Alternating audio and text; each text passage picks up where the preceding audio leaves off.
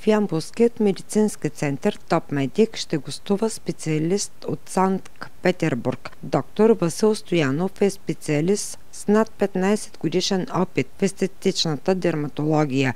Практикува основно в Русия, но посещава и много държави от Западна Европа. Той е обучаващ треньор по плазмолифтинг, тредлифтинг и колагенова терапия. Плазмолифтинг е търговска марка на една от технологиите, които се казват PRP или плазма богата с тромбоцити. Това е автоложна или собствена плазма. Тя се използва за стимулация на регенерация, т.е. вземаме кръв от вената, центрофугираме и получаваме плазмата, собствената плазма с тромбоцитите в нея. Това са клетки, които произвеждат растежни фактори, които на своя ред запускат или стартират процесите на регенерация.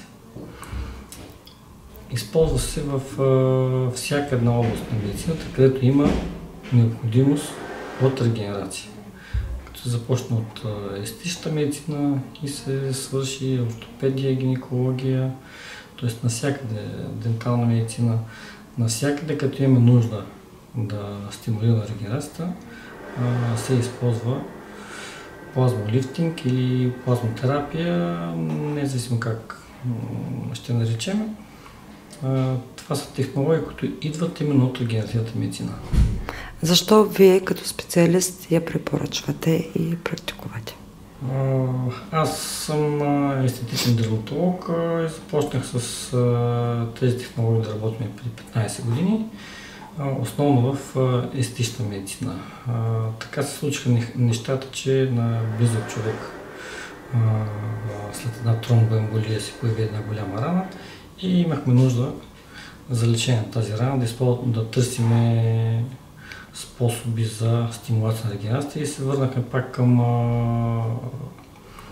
плазмолифтинг. Съответно, получихме много добри резултати и оттам тръгнаха нещата вече за обучение на лекари за използване на плазмата за лечение на труднозрастващи рани. Примери от вашата практика. Как помага тя и има ли? Именно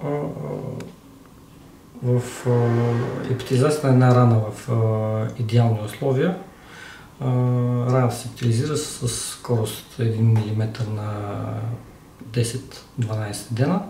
Плазмата ускорява този процес 2 пъти. Посетете ТОП-медик Ямбол, улица Търговска, 56. Доктор Стоянов ще ви очаква на 18 август 2022 година. Запишете се на телефон 046 99 01 02. Работа се състои в консултация на пациенти. Говорим най-вече за естетиката, с която аз се занимавам. И там, като има необходимост от определена технология в естетиката, пациентът може да получи конкретна процедура.